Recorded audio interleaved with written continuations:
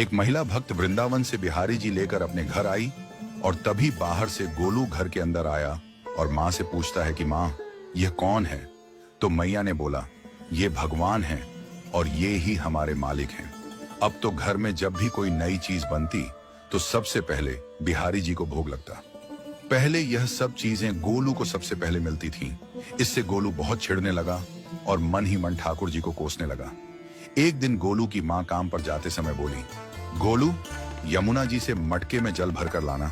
जब गोलू पानी भरने के लिए जाने लगा तो जाते जाते बिहारी जी को कहने लगा, खाने के लिए तो सबसे पहले तैयार रहते हो, लेकिन काम तो मुझे ही करना पड़ता है। अगर यहाँ रहना है तो काम करो। कहकर गोलू यमुना जी से जल भरने के लिए चल पड़ा।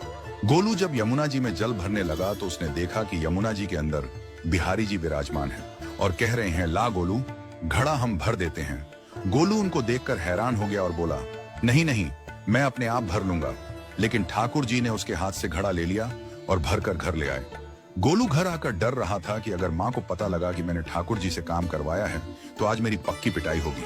माँ ने घर आकर बिहारी जी को गीले कपड़ों में देखा तो एकदम से हैरान हो गई और कहने लगी कि गोलू, ये जरूर तेरी शरारत है, जरूर तूने ही इन पर जल डाला है। गोलू ने अपनी माँ को समझाने का बहुत प्रयास किया, लेकिन माँ ने उसको डांट कर चुप करा दिया और ठाकुर जी के भीगे हुए वस्त्रों को बदलने लगी। अगले दिन जब माँ ने गोलू को अनाज पिसवाने का काम दिया तो बिहारी जी फिर अनाज का कनस्तर ले आए और माँ को ठाकुर जी के वस्त्रों के ऊपर सूखा आटा पड़ा मिला। तो माँ ने फिर गोलू को डांटा कि तुझे पता नहीं कि ये हमारे भगवान हैं और तू भगवान के साथ शरारत करता है। आज तूने फिर इनके ऊपर आटा फेंका है। तो गोलू शपथ लेकर कहने लगा, नहीं माँ, मैंने कोई शरारत नहीं करी है। ये तो मेरे हाथ से गेहूं का कनस्तर लेकर खुद पिसवा कर आए हैं। गोलू की माँ आज बहुत गुस्सा हुई। अगले दिन फिर माँ बोली, बेटा गोलू, आज तुम्हारे बाबा बाहर गांव से वापस लौट आएंगे। बस आज का ही काम है, तुम जंगल से थोड़ी लकड़ियां ले आना।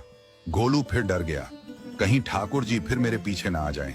गोलू ने माँ को बोला कि मैं चला तो जाऊंगा, लेकिन बिहारी जी को समझा लो, वो मेरे पीछे ना आई। उसकी माँ हंसकर बोली, हाँ हाँ समझा दूंगी, तुम जाओ तो सही। गोलू जल्दी जल्दी लकड़ियां लेने जंगल में चला गया और माँ काम पर चली गई। लेकिन उस दिन माँ काम से जल्दी वापस आ गई और देखा बिहारी जी अपनी चौकी पर विराजमान नहीं है। वह तो एकदम से घबरा गई कि कहीं गोलू की शरारत तो नहीं। वह भागी भागी जंगल की तरफ गई।